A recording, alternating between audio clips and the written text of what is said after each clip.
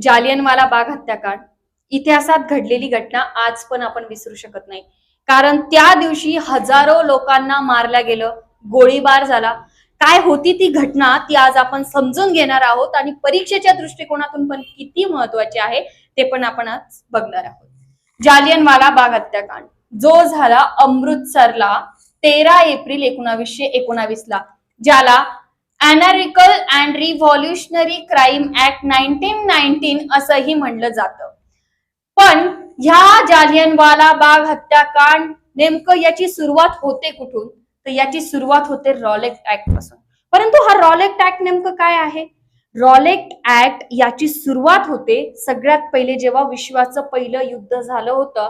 त्यावेळेस ब्रिटिशांची संख्या ही कमी होती आणि भारतीयांना ते बोलले होते की तुम्ही आम्हाला सपोर्ट करा, परंतु तुम्ही आम्हाला जर सपोर्ट केला तर त्यानंतर आम्ही तुम्हाला सपोर्ट करू. म्हणजे असं त्यांचं बोलणं झालं होतं की बा तुम्ही ठीक आहे, तुमची संख्या जास्त आहे, तुम्ही आम्हाला सपोर्ट करा, त्यानंतर आम्ही तुम्हाला सपोर्ट करू, लोकशाही आणू, न्यायबद्ध शिस्तबद्ध सगळं काही व्यवस्थित चालेल असं त्यांना सांगितलं. परंतु हळूहळू हळूहळू त्या लोकांवरती अन्याय होत गेला, कर वाढत गेले, सगळ्या गोष्टी म्हणजे पूर्ण सगळीकडे दडपशाही आली, अन्याय आला. याच्यामुळे भारतीयांच्या मनामध्ये कुठेतरी एक त्यांच्याबद्दल संताप लागला आणि लोकांच्या मनामध्ये आग लागली की हे नेमकं चालू काय आहे.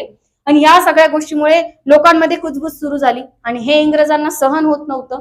या कारणानेच त्या ब्रिटिशांनी एक रॉलेट ऍक्ट कायदा आणला. कारण तो रॉलेट ऍक्ट कायदाच असा होता की त्यामध्ये फक्त लोकांना दाबण्यात आलं, म्हणजे ते त्यांचे मत मांडू शकत नव्हते.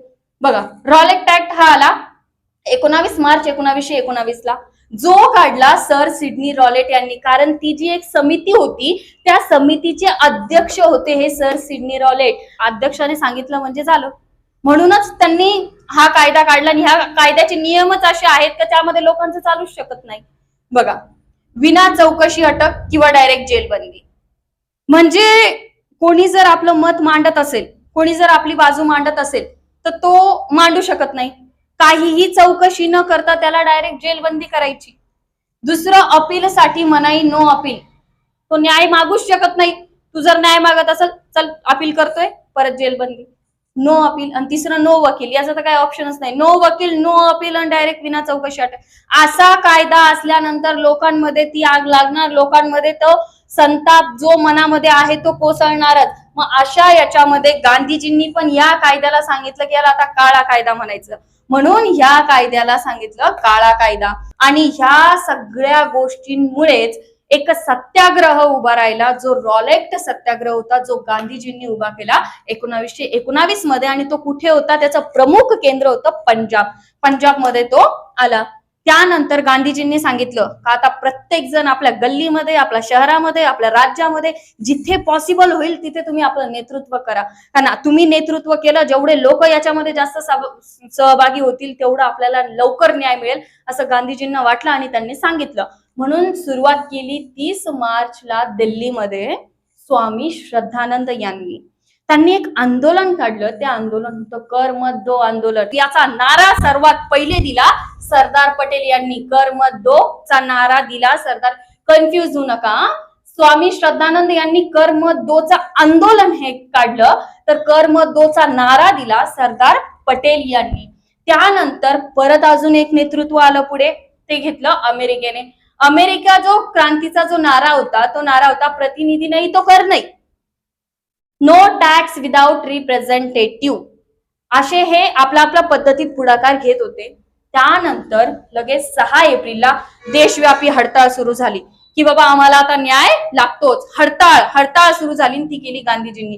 पण एवढं सगळं वातावरण असताना इंग्रजांना हे वाटत होतं आता आपण जर लवकर काही केलं नाही तर आपल्यावरती खूप मोठी मुश्किल येऊ शकते. म्हणून त्यांनी जो मेन याचा मुख्य होता गांधीजी, त्यांना जर अटक केली तर बाकी काय राहील. म्हणून त्यांनी गांधीजींना पण अटक केली 8 एप्रिल रोजी. 8 एप्रिल रोजी गांधीजींना अटक झाली. त्यानंतर असे 2 मुख्य नेते होते, एक होते सत्यपाल, एक होते सैफुद्दीन किचलू. हे असे नेते होते की ते त्यांनी आपल्यासाठी लढले, नेतृत्व घेतलं. आणि सगळ्यात मेन महत्वाची गोष्ट म्हणजे काय का ते आपल्या हा जो काही आपल्यावरती अन्याय चालत होता, भारतीयांवरती अन्याय चालत होता, त्याच्या विरोधात ते उभे होते आणि हे काही इंग्रजांना सहन होत नव्हतं.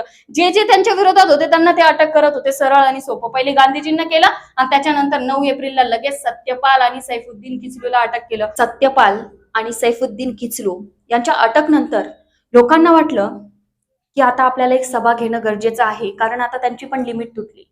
मग अशा याच्यामध्ये एक जालियनवाला बाग होता. त्या जालियनवाला बाग मध्ये बैसाखीचा दिवस त्या दिवशी सगळे लोक तिथे जमा झाली. हजारोनी लोक त्या दिवशी जमा झाली, कारण बैसाखीचा दिवस होता. बैसाखी हा पंजाबचा एक सण आहे, जो त्या लोकांसाठी एक नवीन वर्षाची सुरुवात करतो. आणि एक जत्रा, जशी एक जत्रा असते ना, तसा तो बैसाखीचा सण आहे. त्या दिवशी काही हजारोनी महिला, पुरुष, म्हातारे, छोटे मुलं सर्व तिथे जमा झाली आणि सगळे आपल्या याच्यामध्ये मग्न होते. पण त्यांनी त्या दिवशी ठरवलं की तिथे एक जालियनवाला बाग होता, मग आपण ह्या बाग मध्ये सभा घेऊया. त्या जालियनवाला बाग मध्ये सगळेजण एकत्रित झाली. तो जो जालियनवाला बाग होता तो अशा पद्धतीत होता की सर्व बाजूने तो पूर्णपणे बंद होता, म्हणजे उंच उंच भिंती होत्या त्याच्या, आणि येण्या जाण्यासाठी फक्त एकच रस्ता होता, तो अरुंद रस्ता.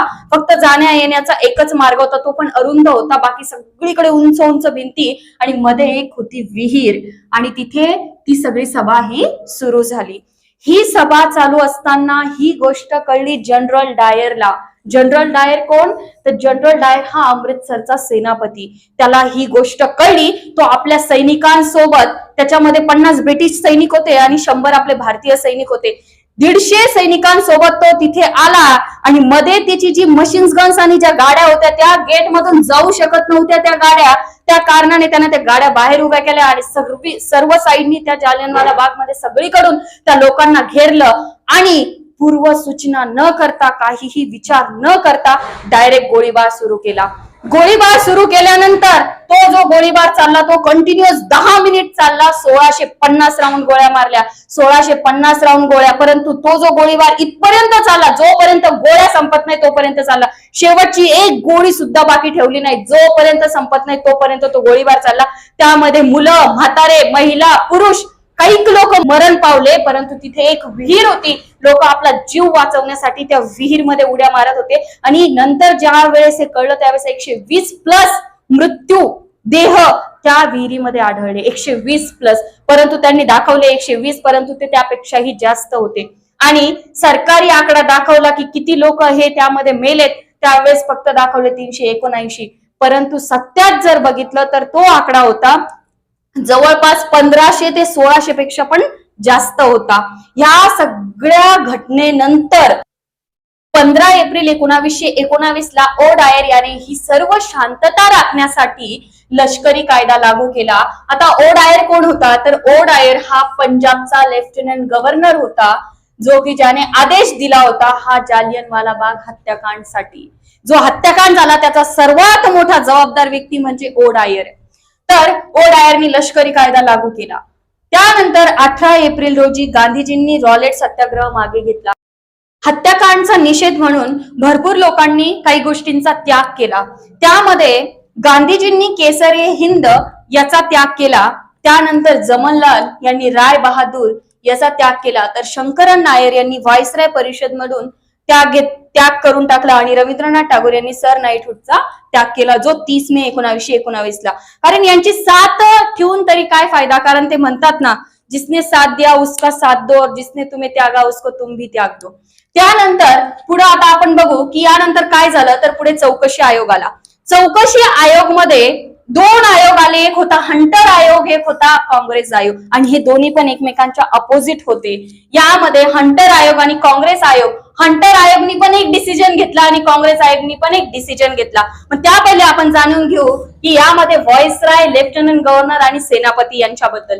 बघा, भारतचा व्हॉइसराय होता चेम्सफर्ड, पंजाबचा लेफ्टनंट गव्हर्नर होता ओ डायर, ज्याने आदेश दिला होता हत्याकांडसाठी. आणि त्यानंतर अमृतसरचा सेनापती होता जनरल डायर.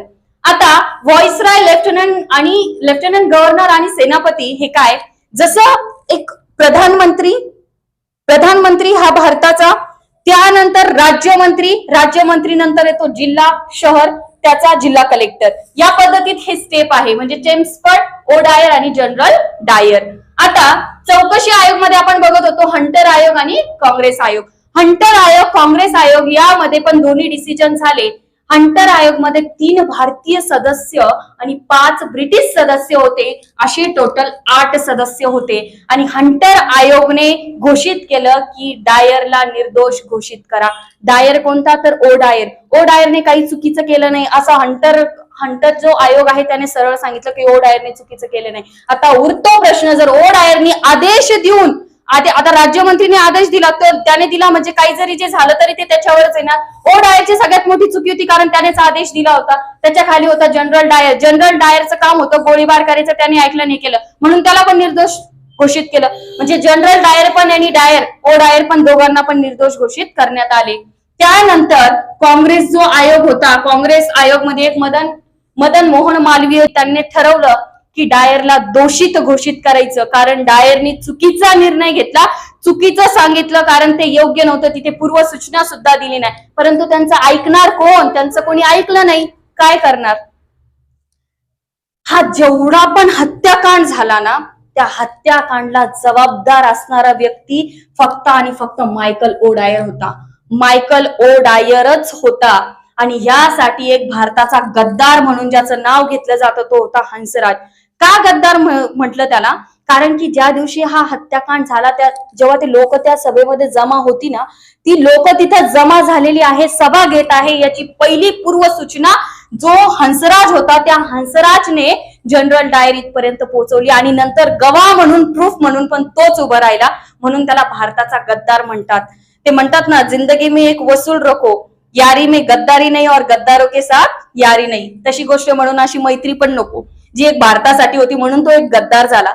असो, आता यानंतर सुरू होता उधम सिंग यांचा इतिहास. उधम सिंग, ज्या वेळेस हा जालियनवाला बाग हत्याकांड झाला ना, त्यावेळेस एक 7 ते 8 वर्षाचा मुलगा हे सगळं बघत होता. त्यांनी हे सगळं आपल्या डोळ्याने पाहिलं होतं आणि त्याच दिवशी त्याने निर्णय घेतला की मी बदला घेणार म्हणून त्या दिवशी ठरवलं. आणि त्याच्या 21 वर्षा बाद ती बारी आली. 21 वर्ष बाद उधम सिंह म्हणाले की मैं बदला लूंगा क्योंकि घाव मिट जाने से हाथ से बुलाए नहीं जाते, असं ते म्हटले. आणि तिथून सुरू झाला 13 मार्च 1940. बघा कुठून सुरू झालं, 1919 ते 1940 जो काही काळ होता, किती वर्षाचा, 21 वर्षाचा जो काळ होता. 21 वर्षानंतर हा बदला पूर्ण झाला.